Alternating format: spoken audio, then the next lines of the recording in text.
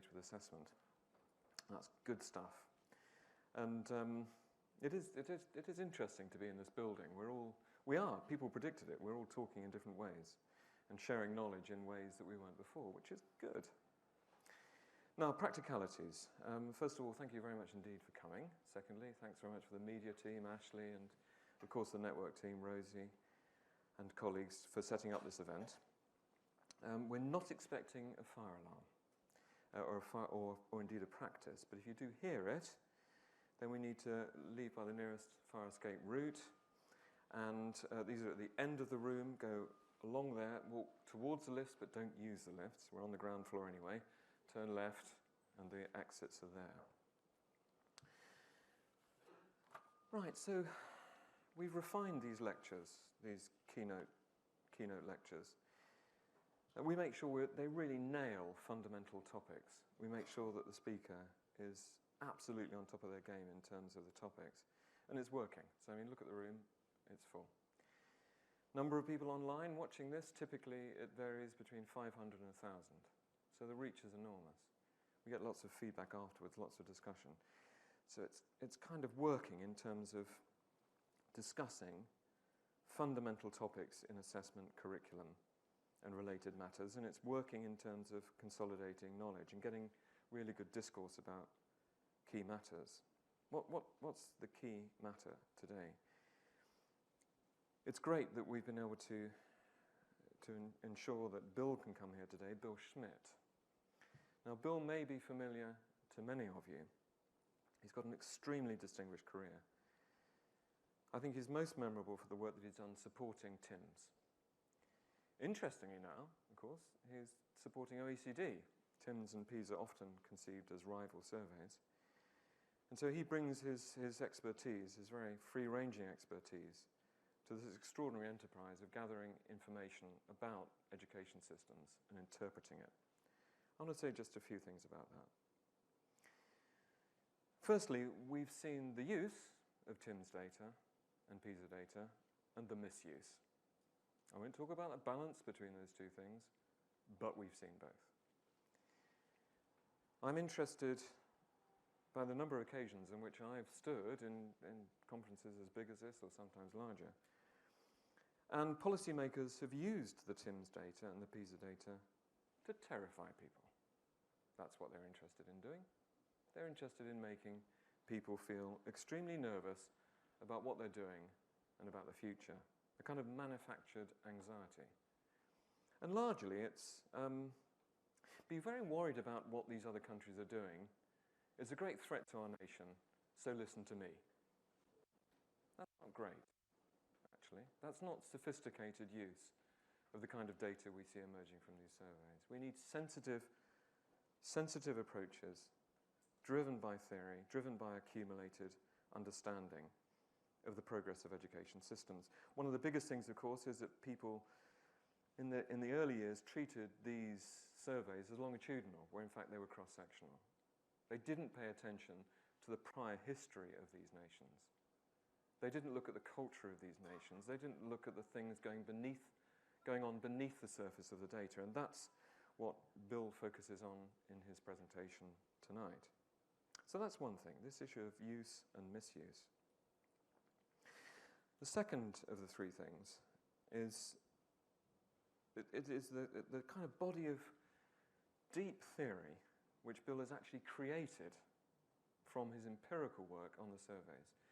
Now, I focused in a lot of my work and in the transnational comparative work which our organisation does on two ideas, curriculum coherence and curriculum control. Now, I liken these to kind of particle theory in physics.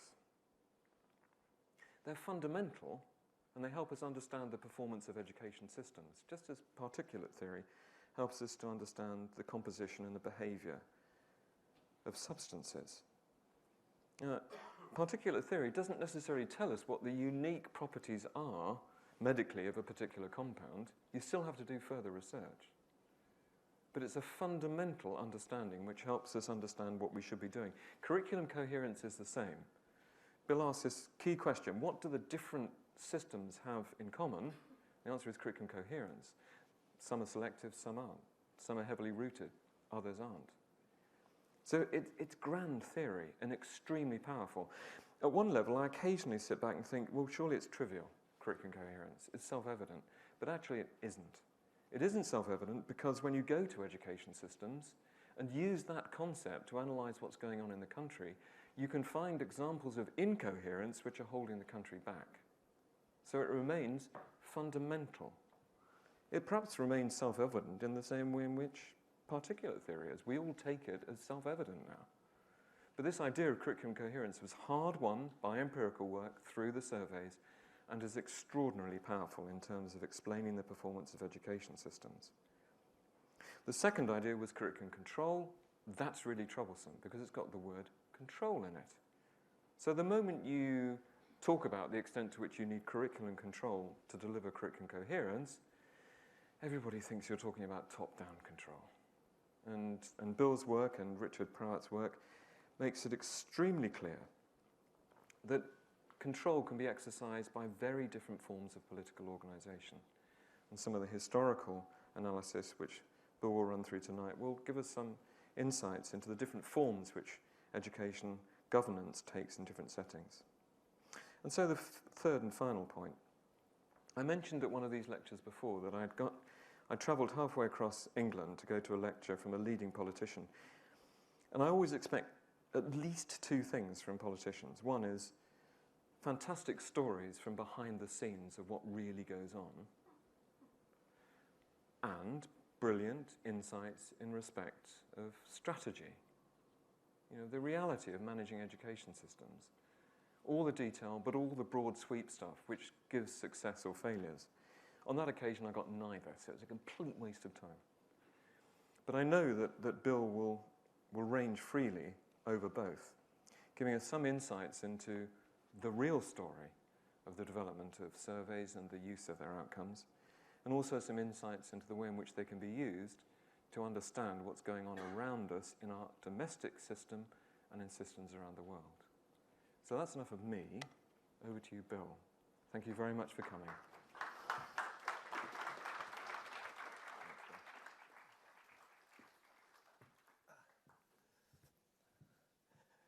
Well, it is my honor to be here. When I was told that this is the first lecture in this new triangle building, I thought, wow, that's quite an honor. I don't often get to do something like that. So thank you, Tim, for inviting me. I'd like to share with you what we learned over the 60 years from the very first beginnings of the international assessments. And when I was writing the book, which the people across the road are publishing, I thought about the fact that, it would be appropriate and honorable to mention the very founding fathers of all this work, that they should be given some kind of shout out for the work that they began, because they no longer recognize what it's turned into. So I'd like to briefly review that, and then to go through different parts of the study, as Tim said, to suggest with you things that seem to work, things that don't, and to give you a little bit of the underside of the belly as to what goes on in these international studies. So in the very beginning of this work, there was a man by the name of Arnold Anderson, who was a comparative educationist. He was a sociologist at the University of Chicago. He believed that if the comparative education field was to become respectable, it needed quantitative data. Up to that point, it was mostly qualitative, case studies, anthropological studies. And he argued that there really was need for some quantitative data on outcomes to better learn something about the different educational systems. So what he did is he got involved with UNESCO, which held a session, and there was interest in this area. And this was about in the 1958 or so. In 59, this organization, IEA, who sponsors the TIMSS type studies, was created. And in the early 60s, there was the very first study, the pilot study. I point this slide up to you. I'm not going to read these names to you, but look at that list. These are highly regarded people who have made major impacts, from Benjamin Bloom and his mastery learning, John Carroll and his model of school learning, George Roche who's the guy behind all this IRT scaling that all these studies now base their scaling on. So this was quite a collection of individuals. Coleman is a sociologist. So you had a very, these were all people who were involved in the earliest stages and contributed a great deal to what became these international studies. Now, after that pilot study, or including that pilot study, there were 17 studies up to 2015, which is the last point at which we actually have the data from, although there's a 2018 study that's being done this year, Pisa study. So what are those studies and what populations did they deal with? Well, to summarize this, there are about 5 trends studies. They're now called TIMSS. I will call them trends because I was involved in the real TIMSS study, which was the 95 version. I don't like that they stole our name, but anyway, I guess that's like Coca-Cola. Everything's called Coke if it's a soda type thing. So what we have here is just to show you what are the populations that are typically studied. Well, basically, they're 13-year-olds that usually are around 8th grade or 7th grade. Scandinavian countries are usually a year behind the rest, much of the rest of the world. And then there are 6 Pisa studies among the 17 studies. And then you have the first, second, and third math and science study separately, and then TIMSS, the third international math and science study. Now, one of the things that's a very hidden secret from a lot of analysts is this next slide, because you can see for the Pisa type studies, the population is not a grade, it's an age. It's 15-year-olds. And so what you have, the surprising thing, whoops, that skipped over, is this display. Those in almost all the countries, 15-year-olds scan over 3 grades. In some countries, the modal grade is 9th grade. In some, it's 10th grade, about 2/3. And in some, it's 11th grade. Now think about if you put all those countries together in a league table and compare them in their performance.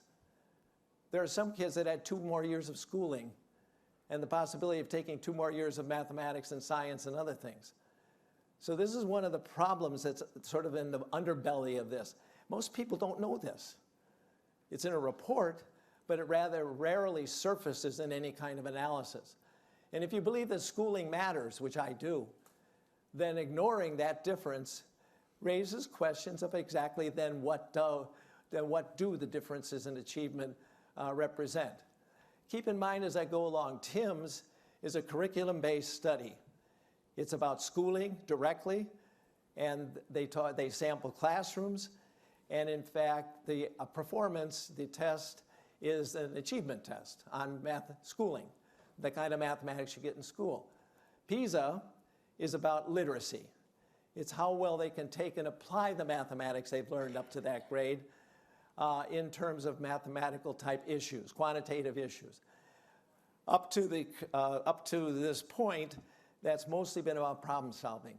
How much wood do you need to build a fence? How much carpeting do you need to put in a room of this with dimensions?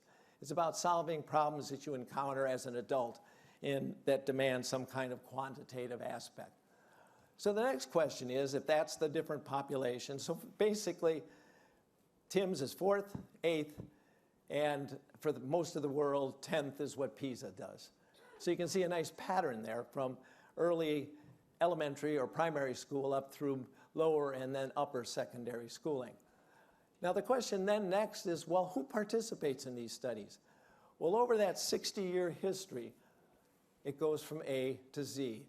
That it goes from, I think it's Albania to Zimbabwe, who have participated in at least one of these studies. The columns are the different studies, the 17 studies.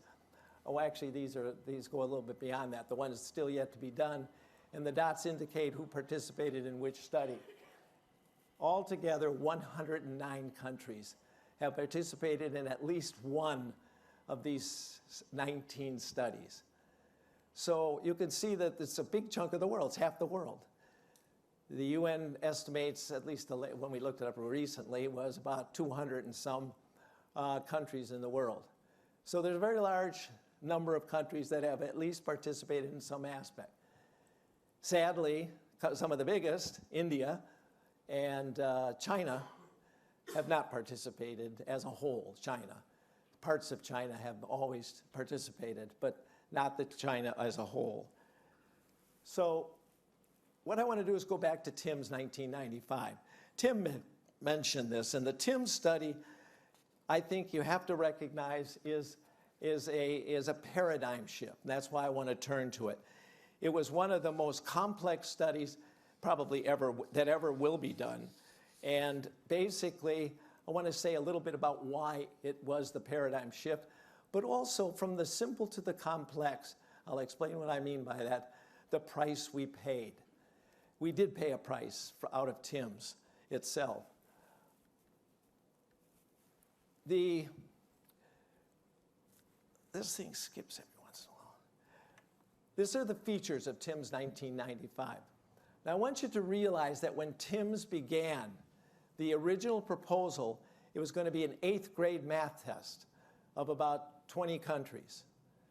It somehow turned into this study, where it was both math and science. There were 5 populations, 6 if you count the difference between the 2 at 12th grade. And you can see that there were cohort longitudinal, which I'm going to talk lots more about later on. In other words, there was actually an attempt to get longitudinal data, but at the cohort level. Because within each school that was sampled, the sample included both the grade prior to the one that was a target. So in other words, 3rd and 4th, and 7th and 8th were all tested. And the lower grade was then taken as a pretest for the performance of the upper grade. It works with one assumption, that the demographics, the characteristics within that school haven't shifted in 1 year, that the kids are basically the same, except for the upper grade has 1 more years of schooling. And it allows you then to look to see what might be related to that performance difference over that 1 year. That was an attempt to actually deal with the problem that Tim alluded to, which is to have some kind of control for the outset of the study. Other things that were a part of this study is there was a curriculum analysis. And I'm going to mention a couple of things, and Tim already alluded to that. Grade 12, high school, specialists and physics majors in science, and calculus students in the math end of it.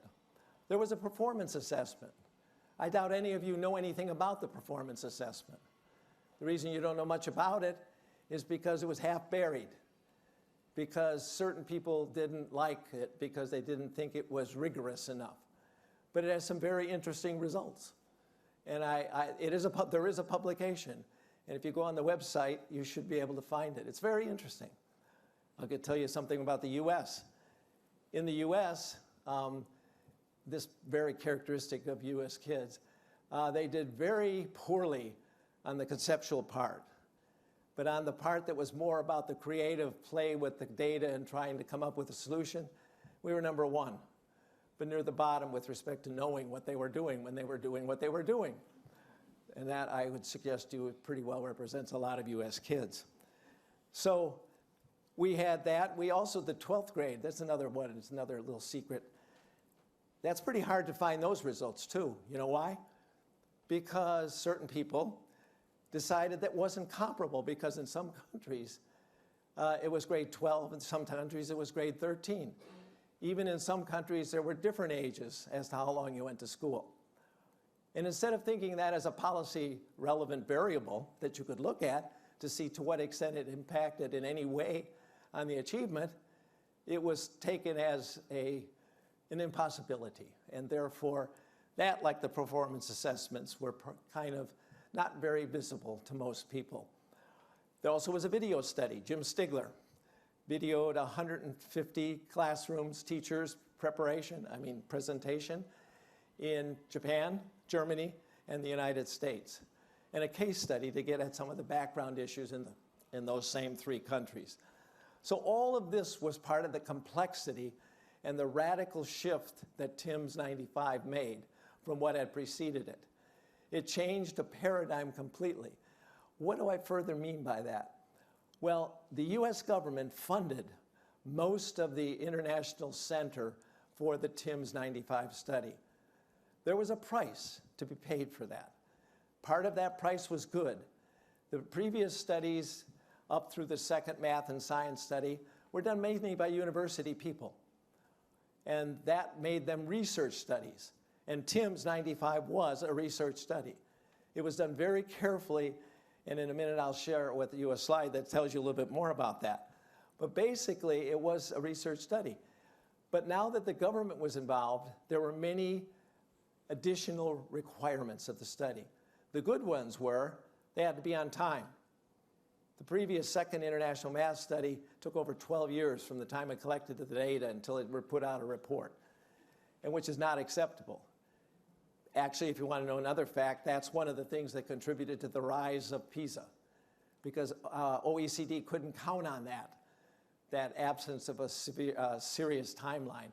And so they then began the Pisa studies in the year 2000. So basically, they demanded more of that. The sampling had to be exact and correct.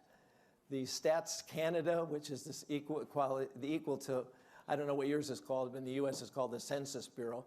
There are sampling statisticians who assured that the study was done carefully so that the sample really represented all kids within that society. There were other kinds of requirements such as IRT scaling. And the big one was lead tables. The US government demanded that there be a table that would show the country rankings. The second international math study chose not to do that because they don't believe in it. They didn't, the leaders. And they put out 5 or 6 or 7 sub-areas, each with a table of ordering the countries. But the US government demanded for the funding that if essentially that those lead tables were absolutely necessary. I think that's the bad part of the price we pay. These studies are now more bureaucratic. They're pulled further away from the research community. There's less involvement of researchers from the academic circles involved in these studies than there were when they were first done. There's a strength because they're done timely, they're done extremely well, they're thoughtfully designed, the sampling is good, the modeling is good, but there is that absence of that more creative aspect of looking to see how things might be different from one study to the next. One recommendation I would make right at this point for future studies is, why do we have to study the same thing exactly every 3 years or 4 years? Haven't we learned that in education things don't even change over 5 to 10 year cycles, yet alone 3 or 4 years? And it presents a great opportunity to keep your baseline, keep what you need for a trend, but then to do different things. A point that I will make shortly. Well, one of the other features, and the last one I essentially want to make to you, is that in TIMSS 95, what made it so unique is the whole study was laid out from a conceptual design so that all pieces of the study fit together, from the questionnaires that went to the teacher, to the students, to the analysis of the textbooks, to the test blueprints, to the analysis of the content standards of the country.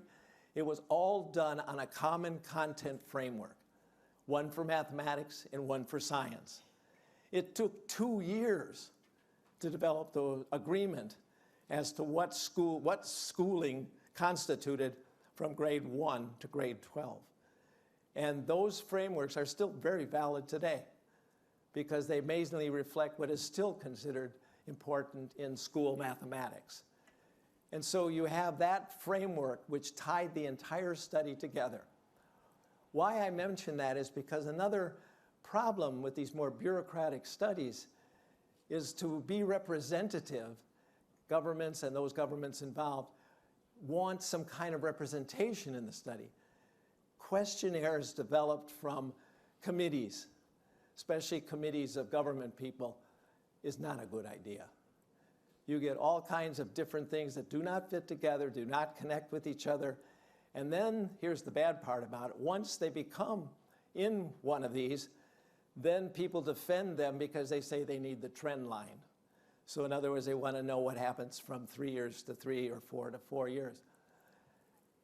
In preparation for the new international study that's coming up, the Pisa 2021, one of the contractors for that study did a study and looked at all just simple bivariate correlations of the 100 or so scales that come from the Pisa questionnaires and correlated that with the achievement. You want to know how many were anywhere near significant? 5. So one would wonder why you keep measuring, even if you think you need the trend, something that doesn't seem particularly related to what's one of the chief outcomes of education. Now, some of those are outcomes themselves, and I see that as a different issue. But the notion of just doing what has been done, I think, is something that often restricts the nature of these studies and what they could be doing. As I am a little critical here and there, I want you to know, so you don't have any question about it, I respect both the TIMSS study and the Pisa studies. I think they have a place to play. I think they're well done professionally. I think they're very carefully done, meticulously. Statistically, they're soundly done. I'm not talking necessarily about some of the results people do in secondary analysis, but the studies themselves are. But like anything, it's time to review, perhaps, where these studies might go and how they might make a difference in terms of new ideas and new checking out different things. And I just want to have a personal note at this point. These international studies, like the TIMSS study, went over something like 7 years. Took a long time to do the conceptual work, to develop the frameworks, et cetera. And like a lot of human endeavors, there's a real story behind these studies that involve political intrigue, coups, people being assassinated, not literal, but literally, you know what I mean though, and even personal romance flowered in these kinds of studies. I was single during that time. I could speak to that personally. So this was the model that guided the TIMSS work. It's the fundamental belief that schooling matters, that schooling does matter. I maintain and suggest, even though it's been said differently, that the Pisa studies are also about schooling. They are about how children learn to do applications. And in the last 2012 math-focused Pisa, we found that that's true.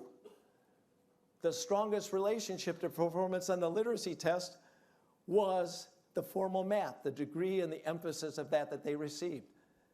So even if you're going to apply math, it comes out through and develops in the study of formal mathematics. So I think that's an important point to keep in mind, that both studies really are talking about what happens in schooling.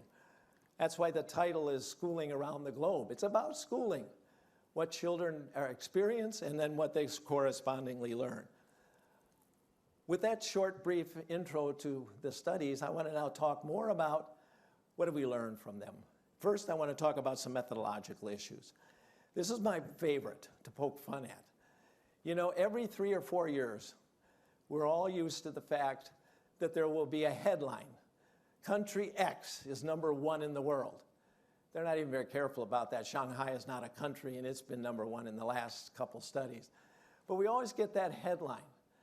And I don't know about here in Britain, but in the United States, there's a belief, a silly belief, that you find out who's #1, and then you seek out the holy chalice. If only you can find that and drink of it, you will end up with a good educational system. What it's created is a wonderful educational tourist business. Everybody flocks to the country in question. Japan, then there was Singapore, then there was Korea, then there was Finland, then there is now Shanghai. So we keep getting these sort of silly notions that these countries are ones, in the case of Shanghai City, is where we will find the answer as to how to improve our situation. That's the American response to these, at least. Well, let me tell you how silly this is with an illustration. Why this thing skips. Finland. I don't have anything against Finland.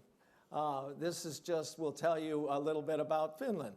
They were #1 in math in 2003 and 2006. And they were celebrated as the new non-Asian, I think that was the intrigue, European country that now was #1 in the world. Well, but a couple years later, they lost that status. And then they followed more countries after the next point, and falling even further by 2015. So what does it mean to be #1? Does it really have any meaning? If you want to, as the next thing says to you, they never were #1. Taiwan was. But they didn't, the part that was hidden in that #1 is among OECD countries. And finally, even, and this is the, I mean, I can say this, I'm an American, this was the death blow, that in the 2011 TIMSS study, they were no different than statistically significantly from the US, which has never been known as a top achieving country. So don't pay any attention to this. This #1 business is ridiculous. But one way to think about this that is more productive is to look at those countries which sort of regularly end up at the top. And here's a little thing we did. We took and found those countries that were at least in the top 5 on some total test score in some study among the 17 studies. So in other words, everyone, there are 24 of them here in mathematics, 24 different countries who have been a part of the top 5. And if you look at the patterns there, the grayish area means they didn't participate in that year. But if you look at this, you get an idea that maybe there is a set of countries you might want to look at. If you look at the pattern, you can see clearly Japan and Singapore and Korea are continuously in the top 5 on most studies that they participate in.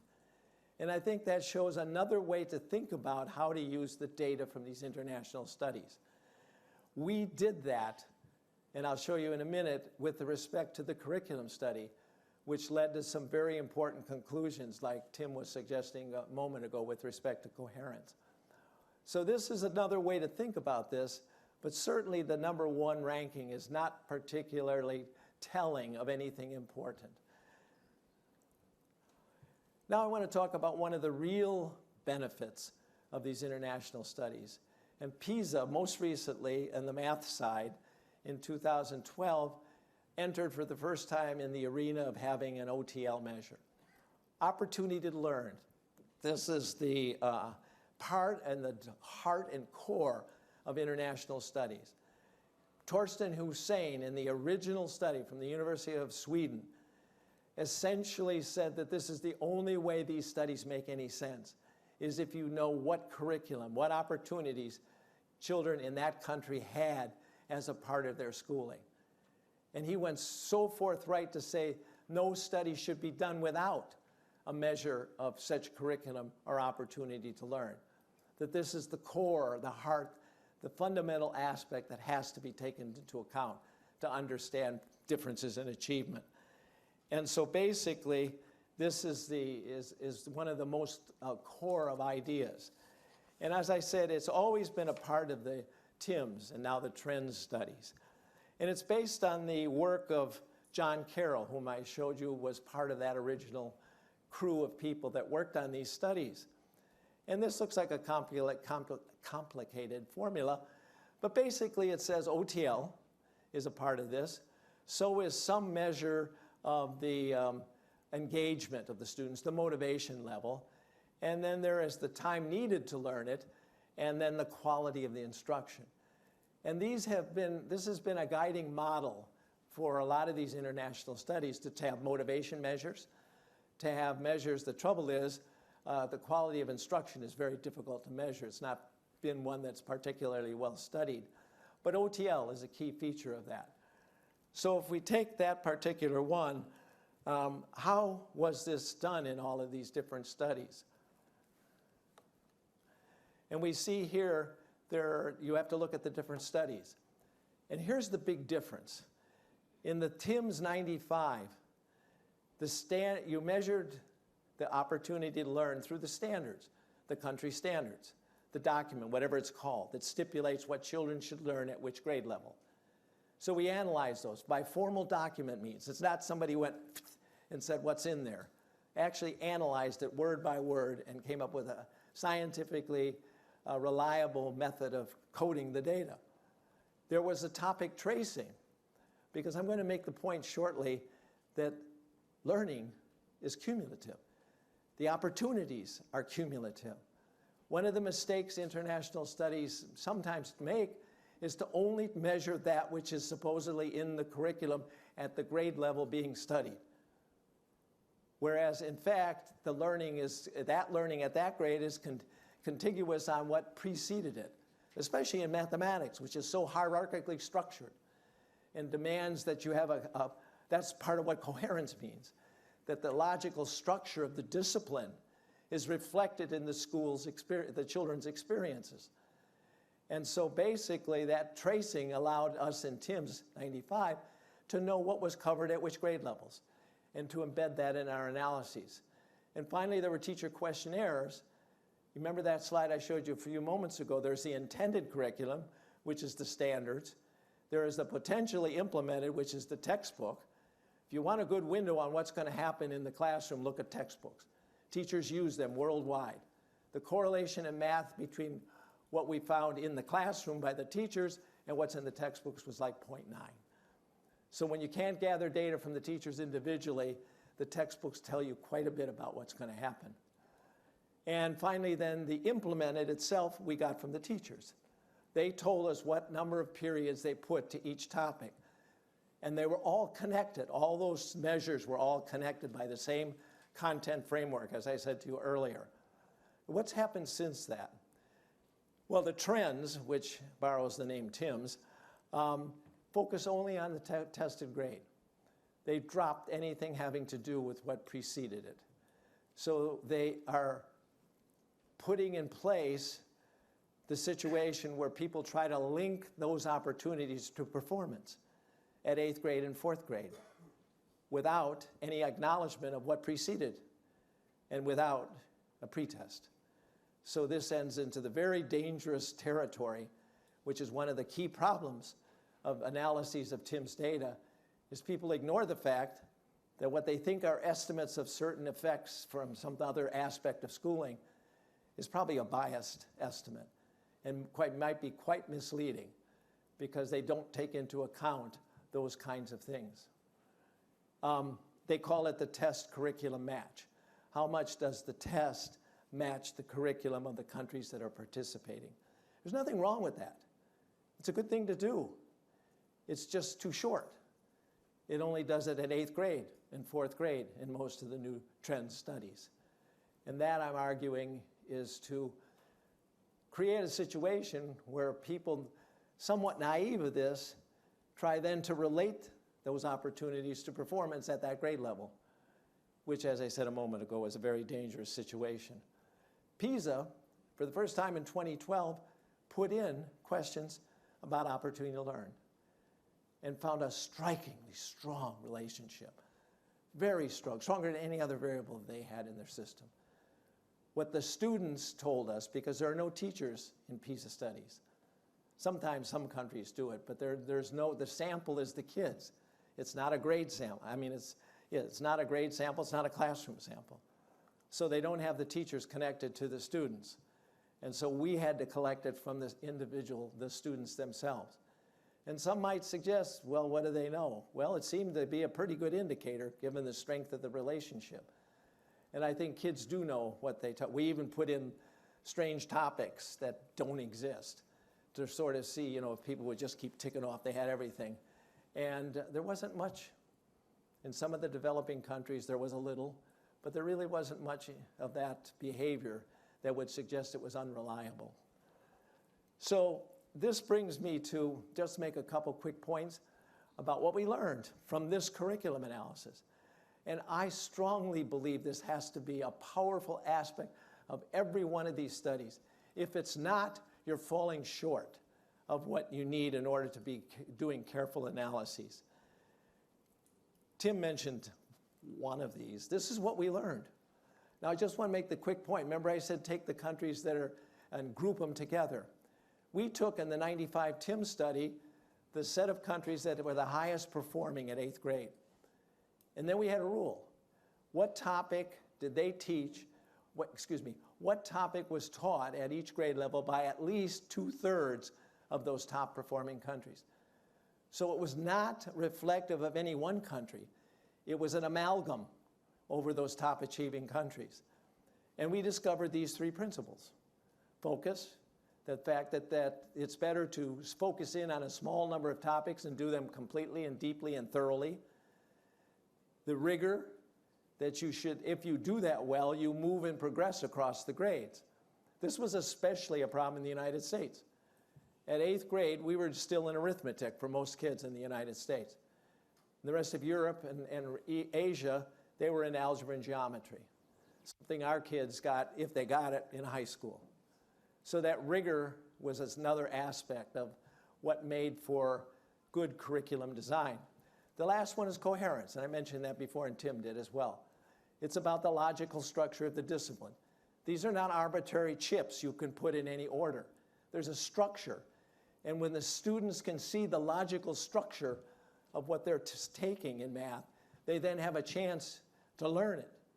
Otherwise, it's like memorizing a phone book or something. You can't even talk about phone books anymore. They don't exist, do they? But anyway, you know what I mean. It's just unconnected things, and it's very hard to remember that.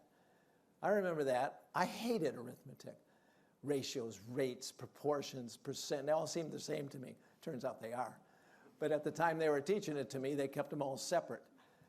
And therefore, it was hard to remember what's what and why. And I think that's part of this coherence argument. The next slide shows one of the other things we did by looking at those top achieving countries, asking them what they taught through what I call the topic trace. There's a map of what the top achieving country, we call this a benchmark. Not that anybody need to copy it, but they could reflect their standards against this to see. And many countries did. This had a profound effect around the world as countries held up their standards and asked why they were doing things in certain grades way earlier than other people, or missing it, or not even covering it at all. And so this kind of work is possible from these studies. Sadly, more depth curriculum analyses are no longer done. It's not possible really in the Pisa to do it very well, but in the TIMSS, this should be a regular thing, maybe every other cycle or so. You don't have to do this every 4 years, but some number of years, maybe every 8 years or something, 12 or something. This should be done to see what the shifts in the world are. The OECD has a study right now that is like a curriculum analysis in mathematics. Not as extensive as what we did in this study, but they are looking back to see whether there's enough change in mathematics given the 21st century type skills and other things that people are encouraging that students should have included in their work. Next things I want to do is to just go over the 10 things that I think we've learned from these international studies. And it was very restrictive in this. There are many minor studies, and there's like, we counted up, and there were 140 studies we found, secondary data analysis. But I'm looking at the main studies and asking what consistently was found about schooling around the world. And what I'm going to show you that is, but before I do that, I want to raise one other issue. And this is a big one. The challenge of assessments is the fact that they always rely on a total score. We need curriculum-sensitive measurement.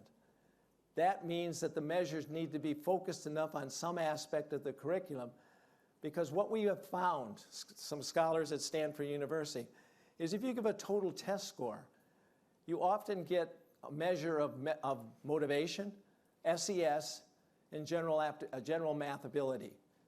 When you start testing geometry at the same time you're testing rates, at the same time you're testing functions, what's in common? Some general propensity to do math. And it's not very reflective of schooling. And so basically, we need more subscores in these studies, like the second international math study did. Here's a graphic.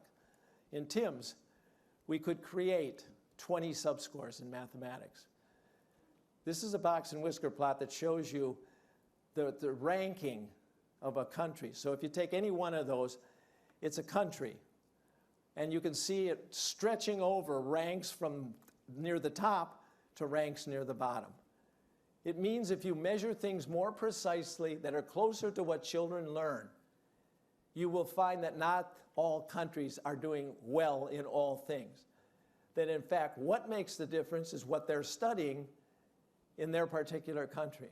The best example of this is Bulgaria was #1 in the world on a test of some aspect of physics. I don't remember the exact title of what it was. And at the same time, those same kids, there's no demographic argument here possible, they're the same kids, they were last on another physics topic. Now, what's the explanation for that? Well, they probably studied the one, they didn't study the other one. So this kind of measurement is much more sophisticated as it goes deeper into the subject matter instead of staying with total test scores. I think the second math study tried to make a political statement.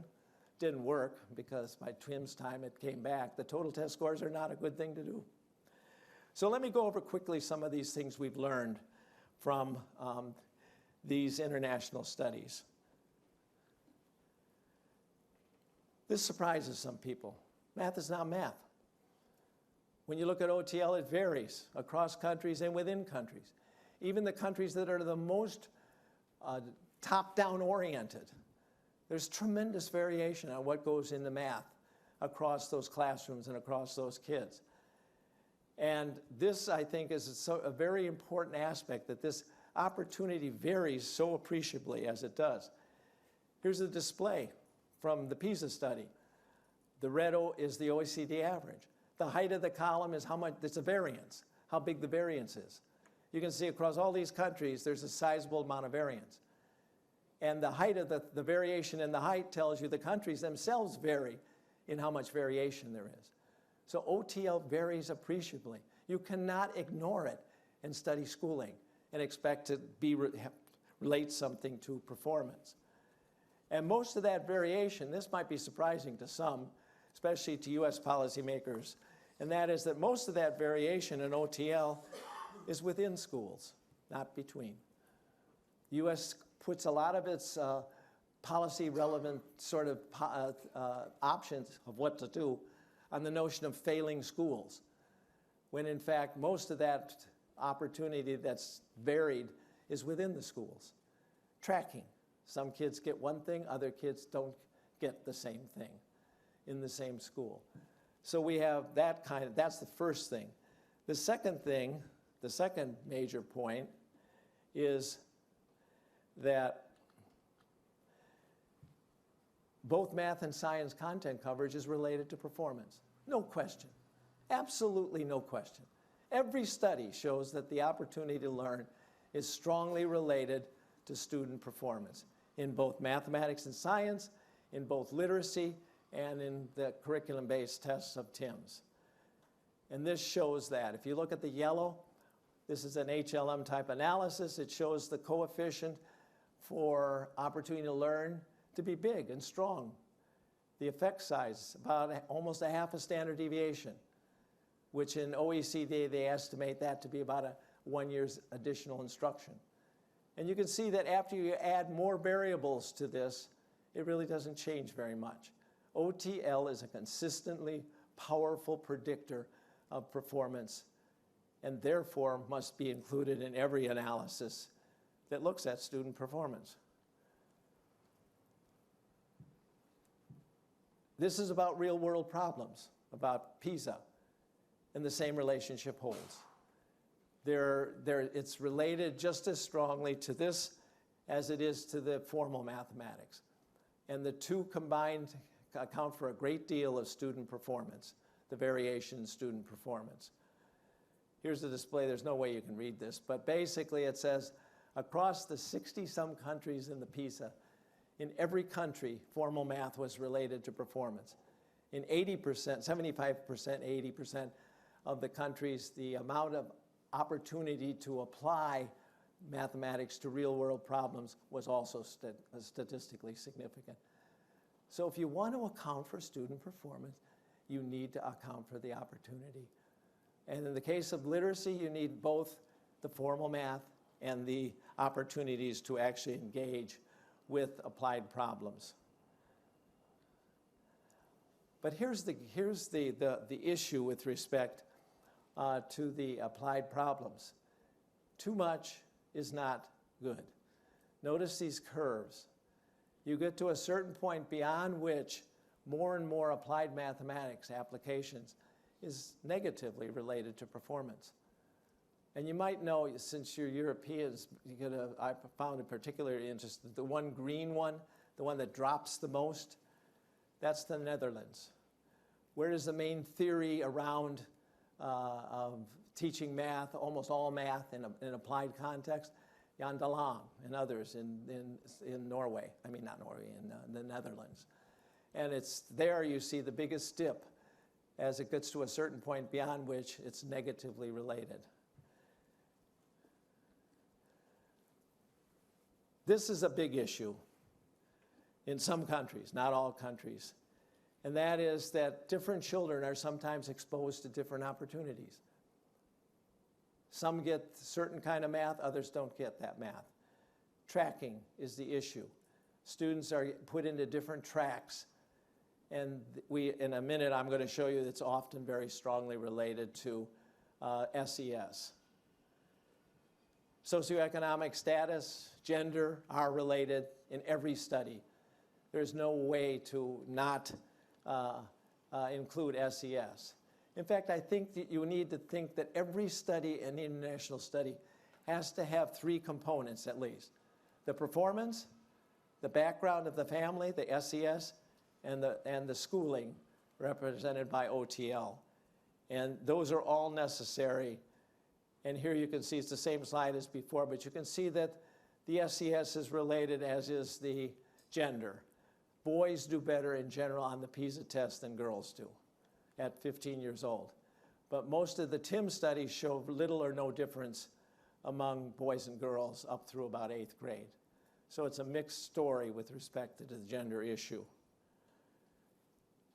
And here's what I just said, this SES is related. But SES now, I want to point out to you, and this model will make that clearer.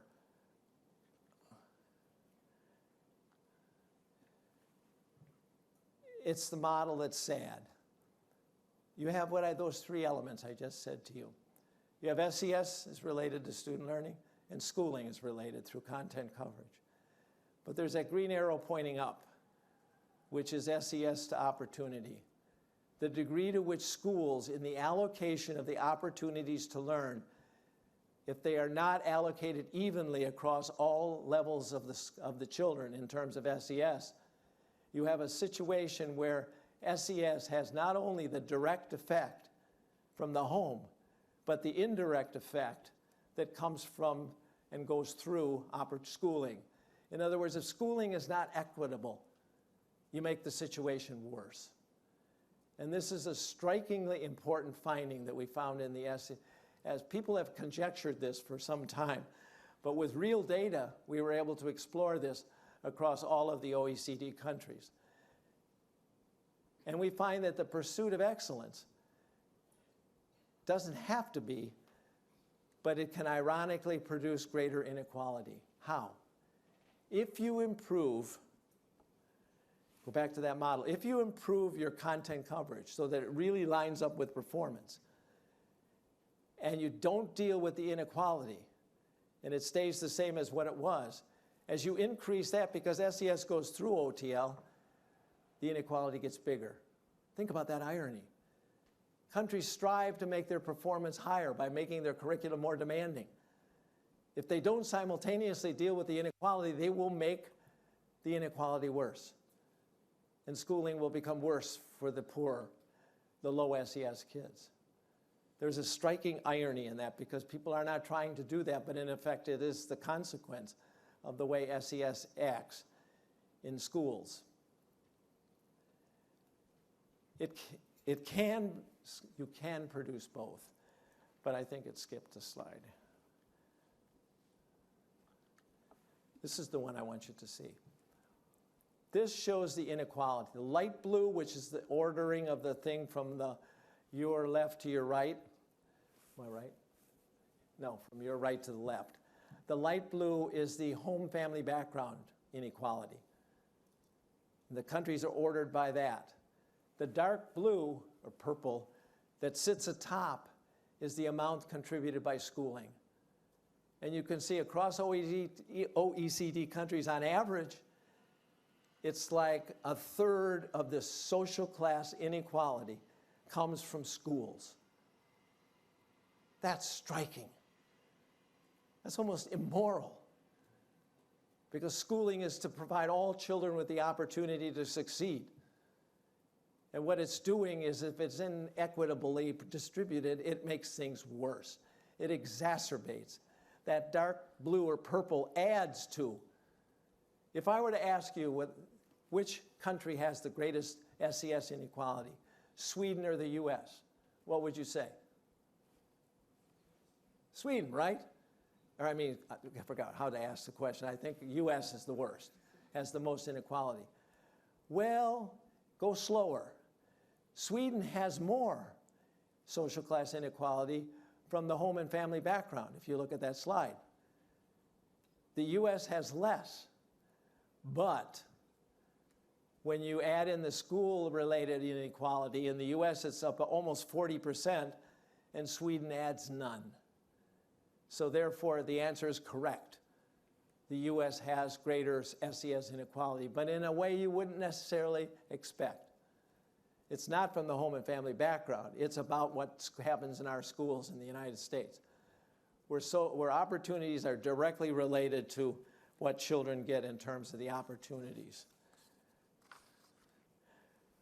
So the next point is the quest for excellence is hard to achieve, but there are a few countries that have.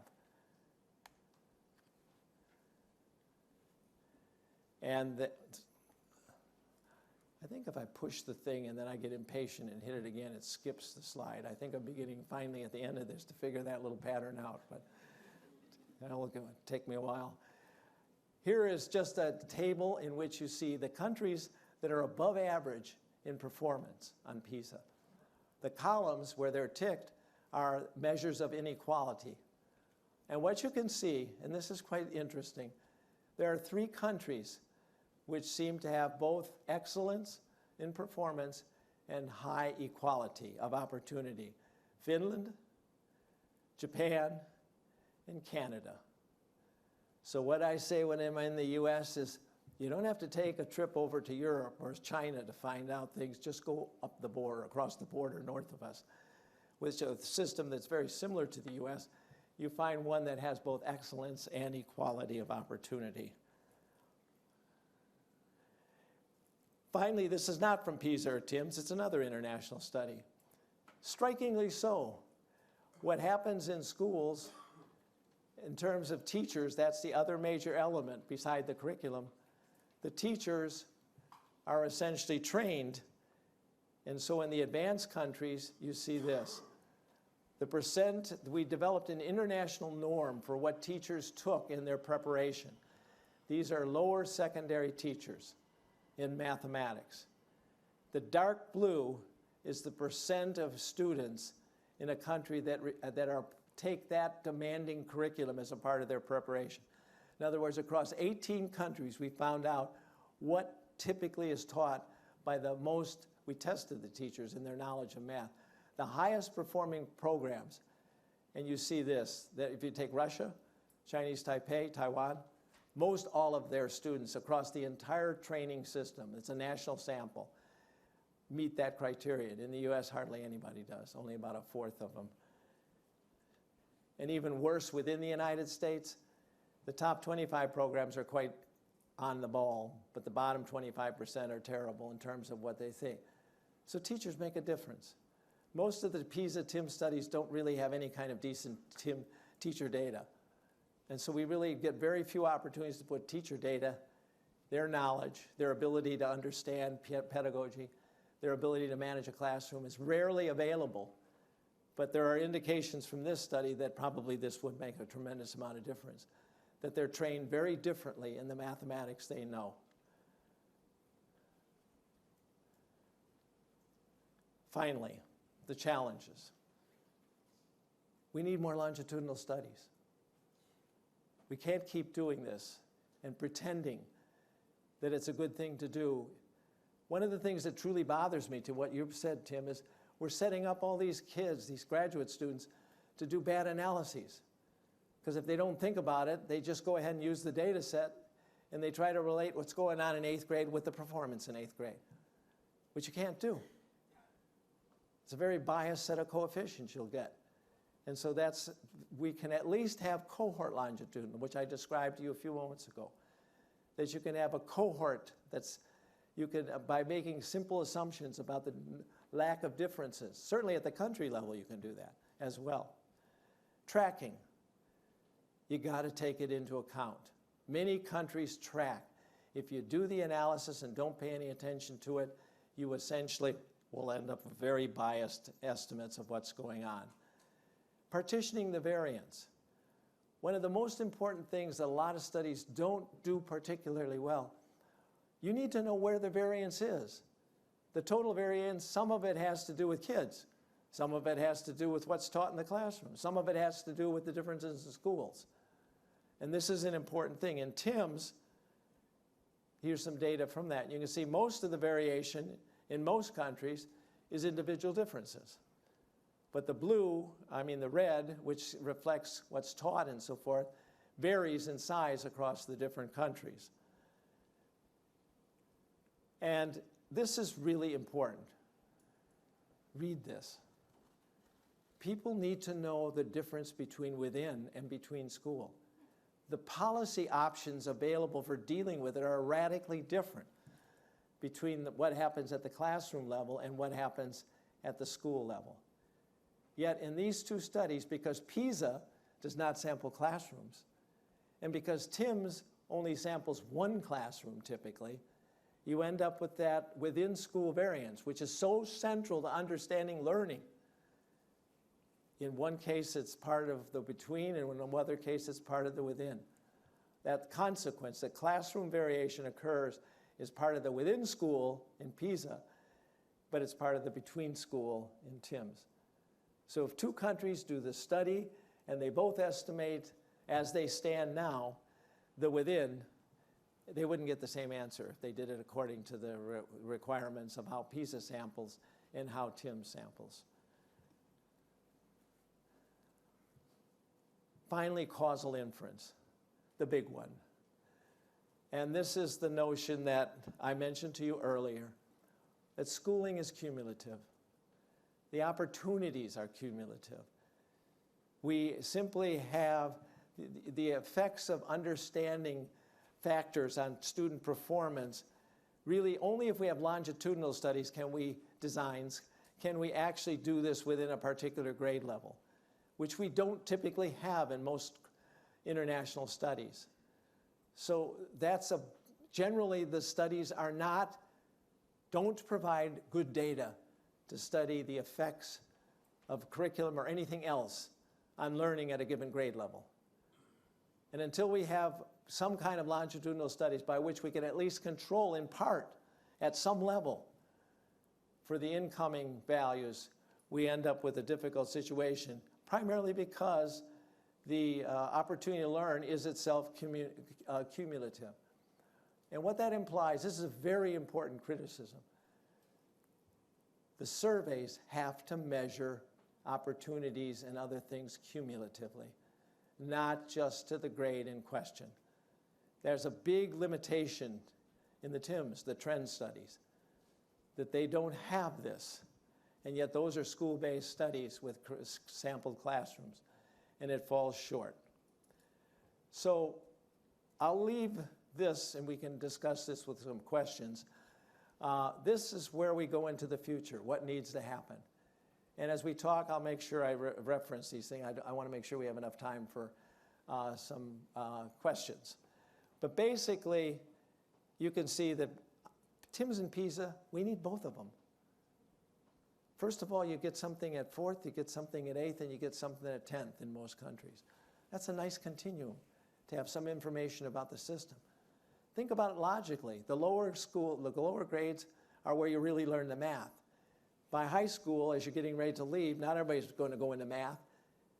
They should be able to apply it. So there's a logic to it. But you know what that implies? They ought to get together and figure out how to schedule so that comes out the right way.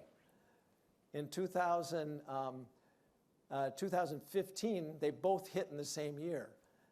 In an earlier study in 2011 and 12, I think, yes, 11 and 12, the 11th was TIMSS and the 2012 was Pisa.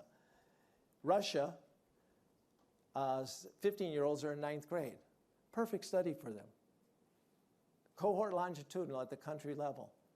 They also did a longitudinal. They took the the students in 8th grade, took a real PISA sample, and then they took one where they followed up their TIMSS students, that 8th graders, and measured them with the PISA test. So there are all kinds of things you can do that are creative and really help to learn something more about learning. And I'll let these emerge just from the questions. Okay?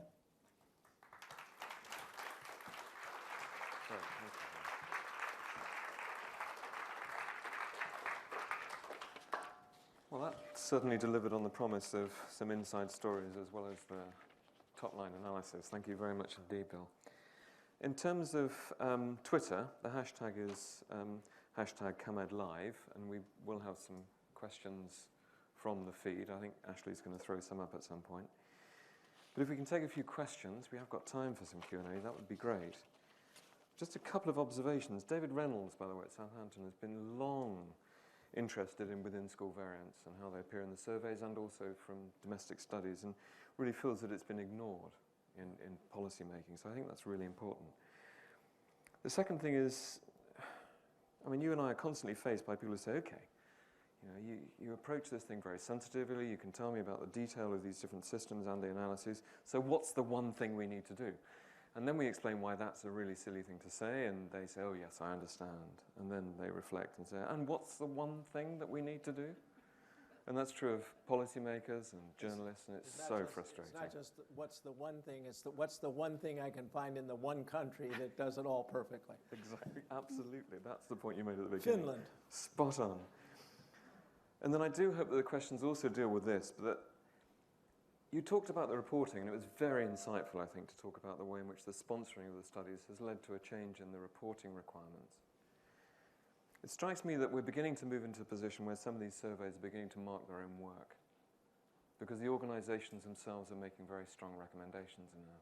Sometimes falling into the one thing, but also they are very strong recommendations in many cases. So perhaps some of the questions might pick up on some of that. So, questions from the floor to Bill. What will happen is we've got roving mics, and I'll ask you to say who you are, and then the question. So we've got a question down here. Hi. Wait for the mic, which is coming across. Great. So I've seen the table before that you showed earlier. But can you say who you are? Sorry, I'm Ellen. I work with Cambridge Mathematics. So I've seen the table that you showed earlier where you had the top two-thirds, or the topics that were covered by the top-performing countries, by two-thirds of them. Right. And it's at a very high level. I was wondering if there was any data published somewhere that I may not have seen yet that breaks some of those topic areas down a little further. We have collected such data, but not internationally. We have done it in the United States where we can break it down further. The one thing, if the grain size gets too small, the patterns are harder to discern. And we weren't trying to be prescriptive with that, but to really provide a better sense of how those things all fit together. But you can do it at a finer level. Okay. There were a couple, right. Oh, Michael.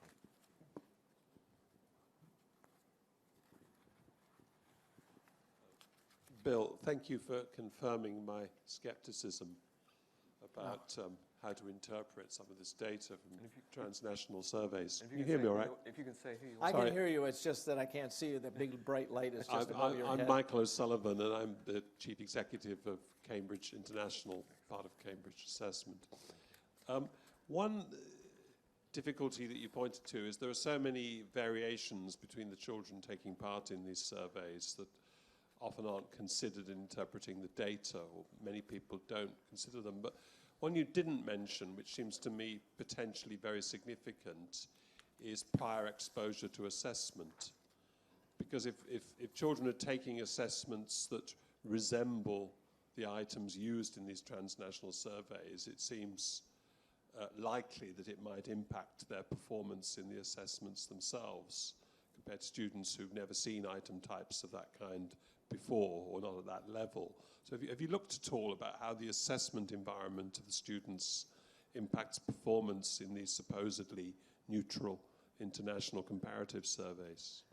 I personally have not. I do know that this has been looked at, but the interesting thing is by now, at this point, since 60, 70, even I think 80 coming up, countries are participating in these things. They all have seen them, and so what we're seeing, maybe in the earliest stages for some of these countries, I think what you said was a fact.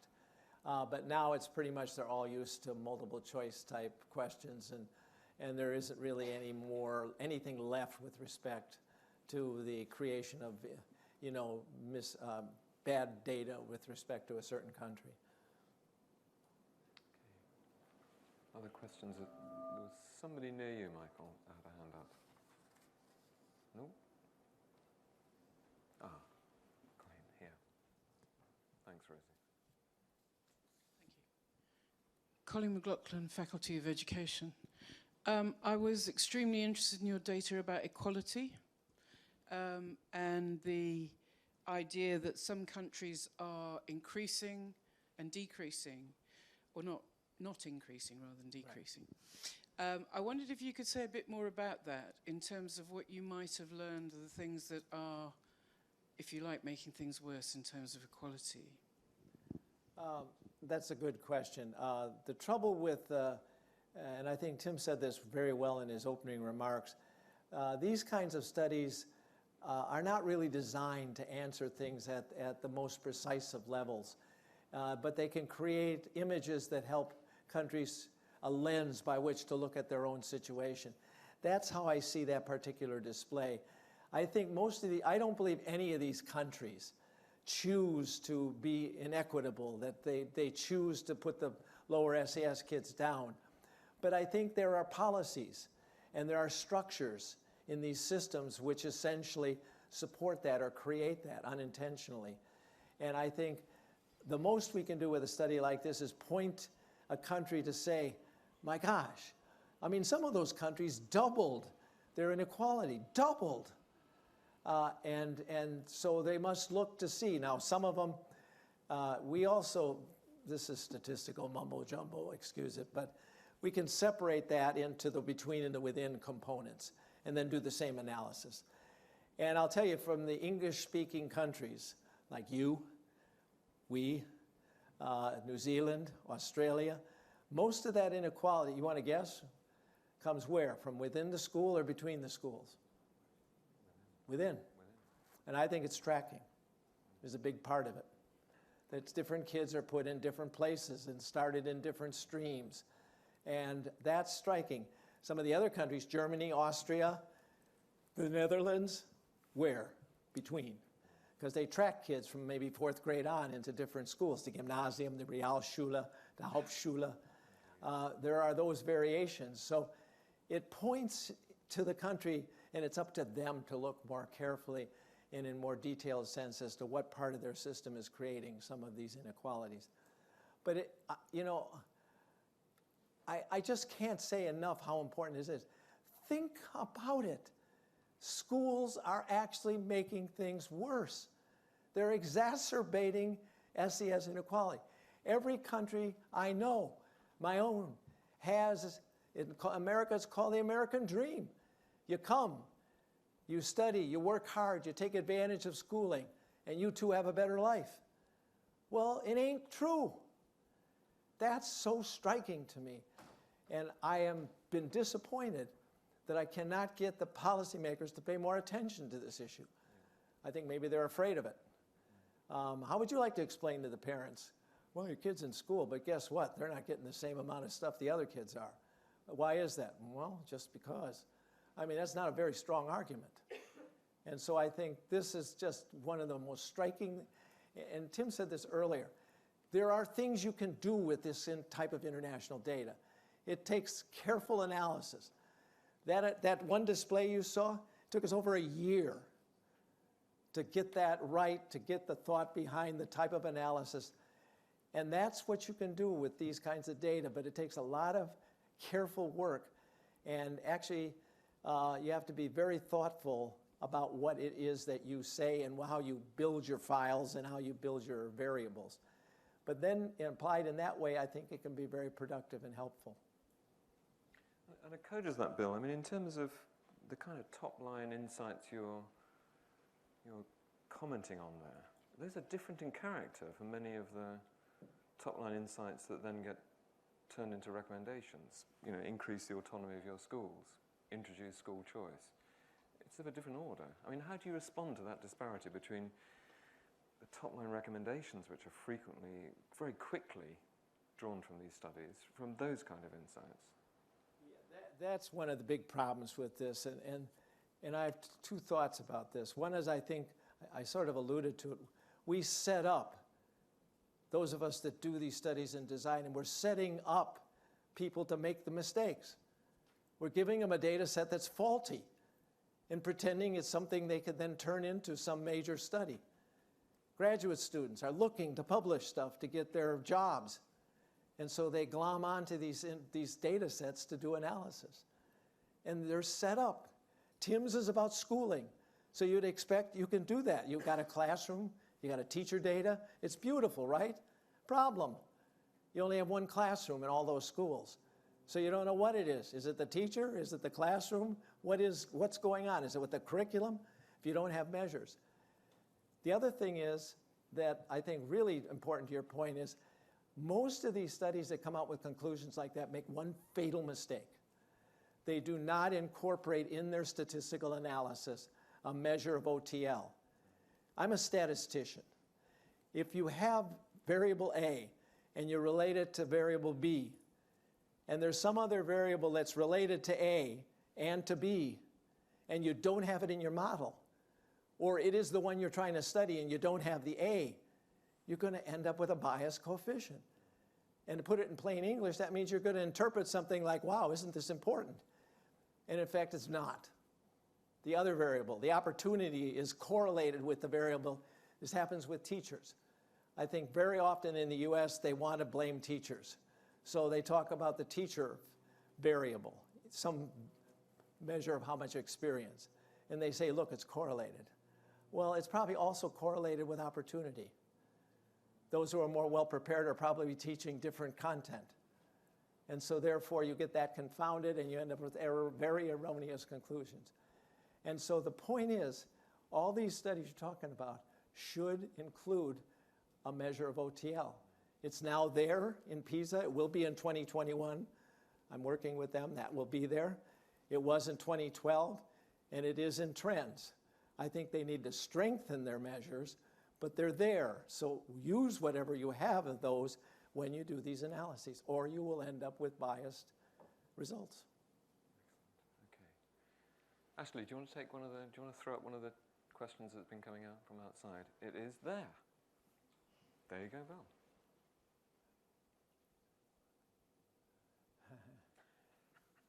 Okay, 5 things, not 1. You know, when I teach statistics, I often say, there are 3 things, and then I get to 2 and I can't remember what the third thing is.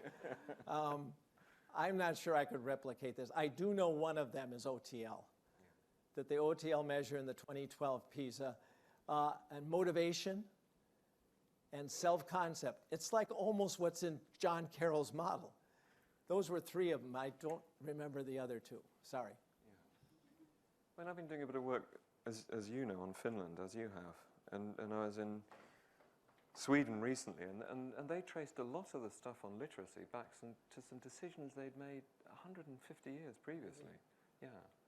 So in terms of, the 5 things, you have to dig deep into the culture to understand what then surfaces in the family and in school systems.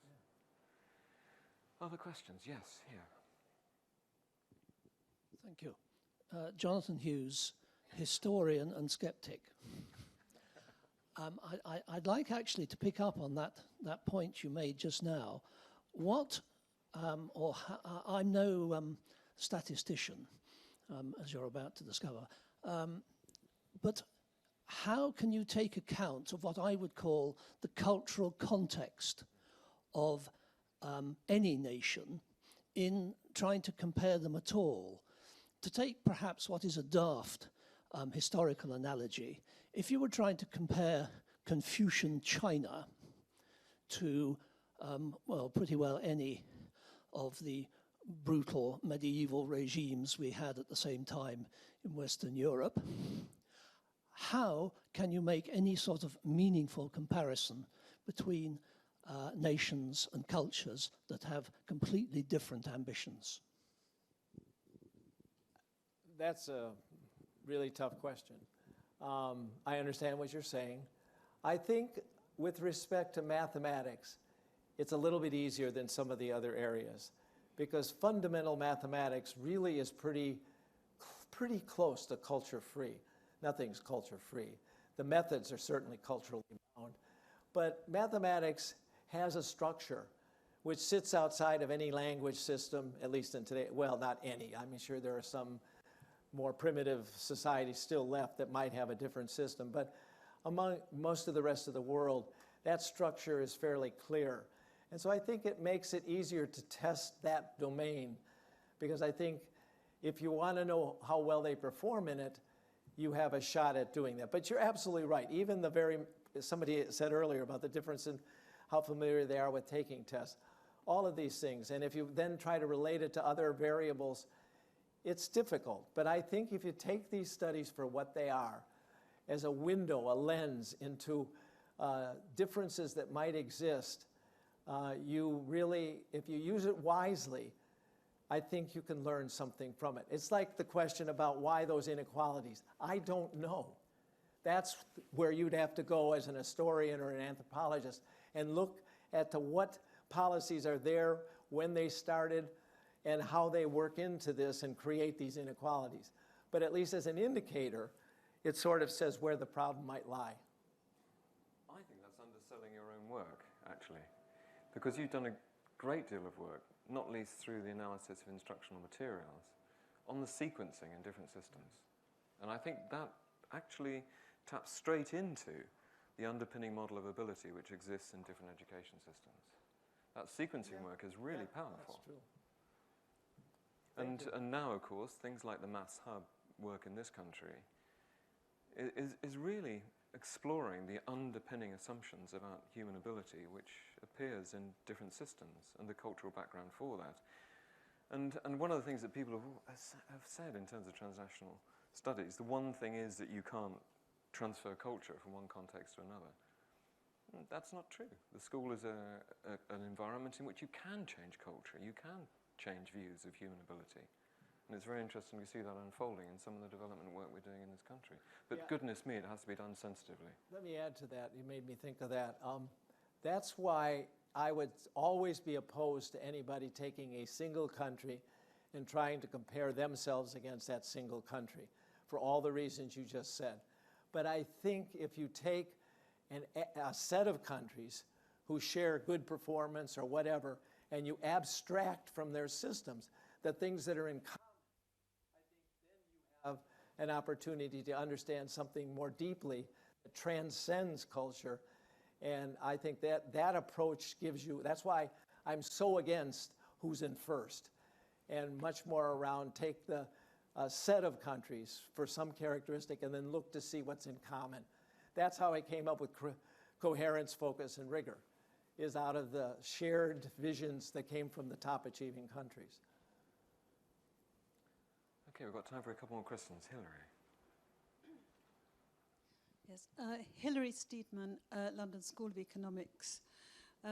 I wonder if you would have any comment on the relative positions of the OECD countries and others over the whole period, say, of the Pisa studies and of TIMSS. I'm not so familiar with the relative positions in TIMSS over the years. But, I mean, I'm struck by how for many countries there has been very little change in relative position in the league tables, whereas you could argue that there have been some changes which deserve a little bit more study. No, you're absolutely right. In the United States, people bemoan the fact that we're in the middle or lower middle, and they have this image that we once did. Well, having done this little bit of historical work for the book, we weren't doing any better in the first, second math or science studies. So there's great stability. But there's a good example of what you're talking about is Korea. Korea, when they began in these studies, did very, very poorly. Now they're almost always near the top 1, 2, 3. And you can study the policies and what they did. They really took education much more seriously and much more equitably. But now they're falling into the same bag that a lot of the the more developed countries are, which is their system is now getting more discriminatory and leaving some kids behind. Whereas when they started out, it was a very equitable system. I will tell you something that's a very informal finding. I shouldn't probably do this, but anyway. You're just being broadcast on the There's nobody listening, right? And that is, we seem to find a relationship I don't fully understand, which is the more developed the country, the greater the percentage of inequality that goes to schooling. Scary thought. If you look at the middle to low-income countries, and you look at those that are more developed, there's a higher degree of SES inequality coming from the schools. It's like the more developed they get, the more they think they need to divide the opportunities between the elite, who will go on to be the leaders or whatever, and everybody else. I mean, I don't know. That's a finding, though. So this was said publicly recently by Tim Loynick. He said, there's nothing like a bit of economic crisis and social deprivation to fuel educational attainment. I mean, it was very speculative, but what he was saying is that when he looked back historically, if there's a common sense that education is absolutely critical in a family to find your route out of poverty, then a culture of deep commitment to education emerges. And that's certainly true of some of the sociological analysis of England during the 1920s and 1930s. It's quite a cynical view, but it's also quite interesting. Yeah. And that seems to be also replicating what you're saying. Yep.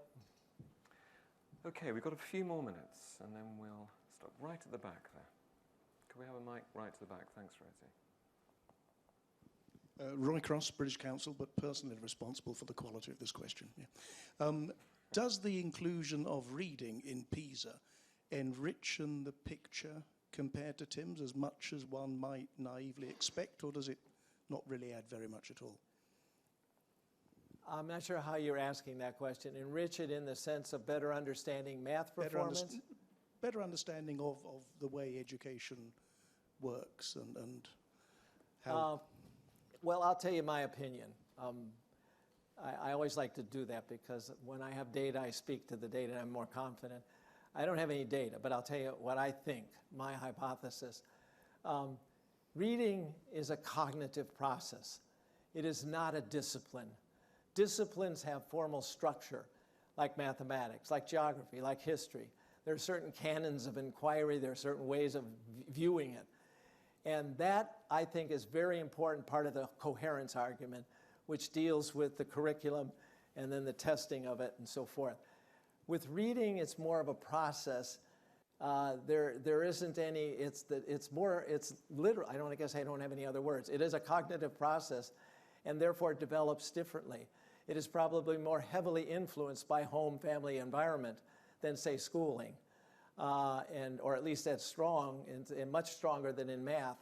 So I think it's a different animal that has that is very different, and That's why I've never gone there, because I don't have a background and I don't know how to think about it, and I wouldn't know how to interpret data in that context. Can we? Oh, another question. Yeah, we have. Can everybody see that? Do I need to read it out? Is it okay? I think it's big enough, isn't it?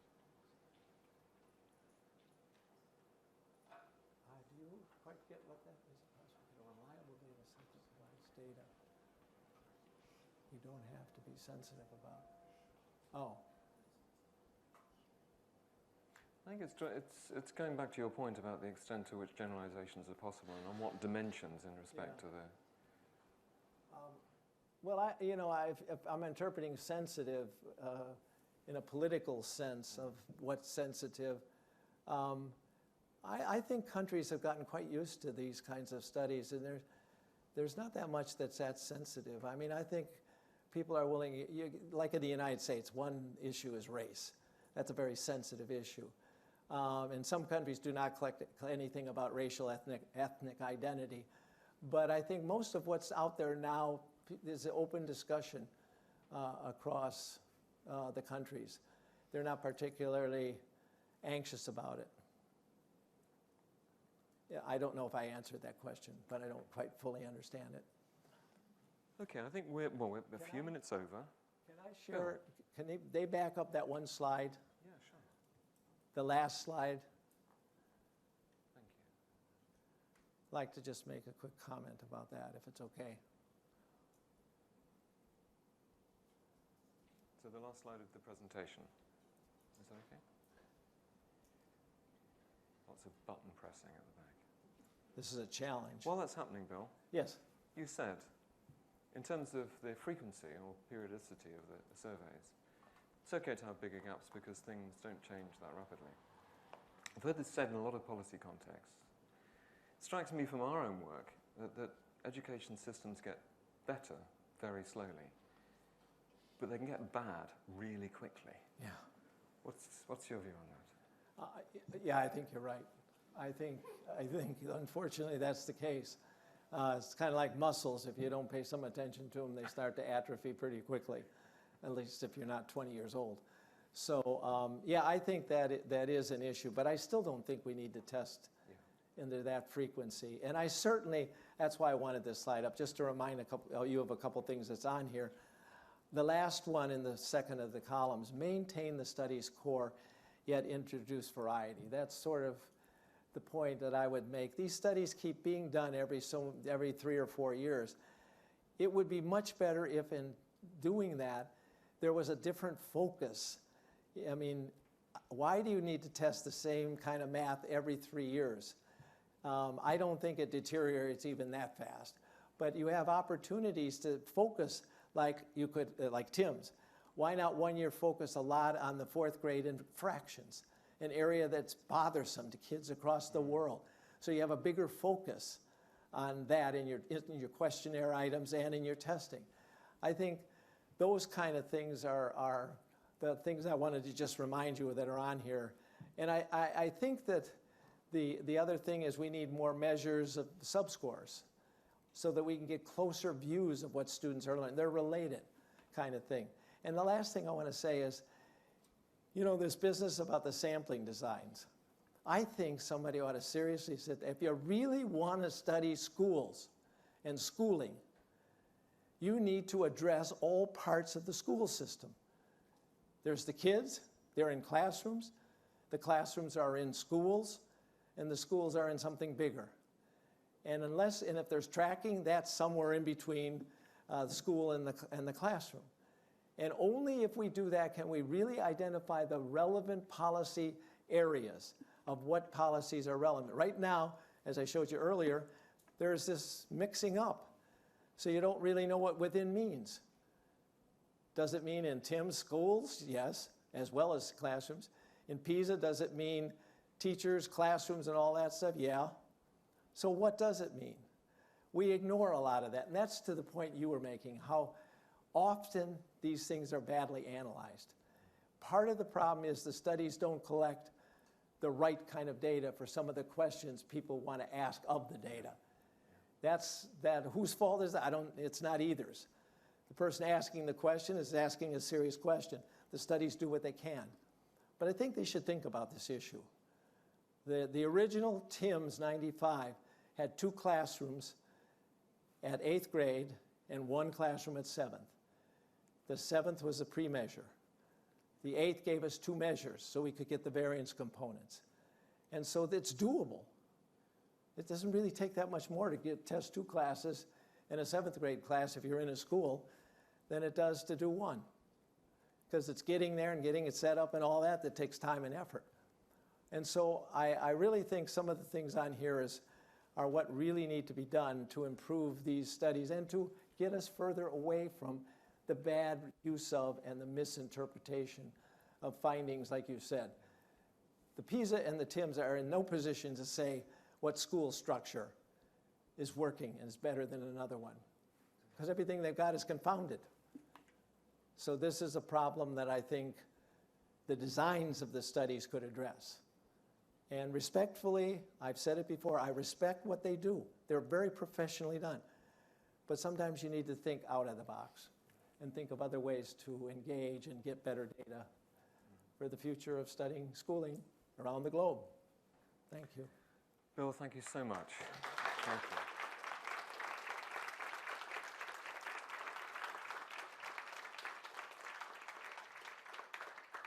So you get dragged across the Atlantic all the time to meetings at Paris, this time Cambridge. We're very grateful for you to have come. My pleasure. And I think what's very, very important is the extent to which, to make sure that the outcomes and the insights from what is, as you say, a very carefully considered enterprise, which involves many, many people and many individuals in individual states taking the methodology and applying it extremely conscientiously. It does require a collective approach to understanding and interpreting the outcomes, and great sensitivity in extracting the top-line messaging, and that should remain a collective effort involving the kind of community we have here. Thank you very much indeed for coming tonight. Thank you very much indeed.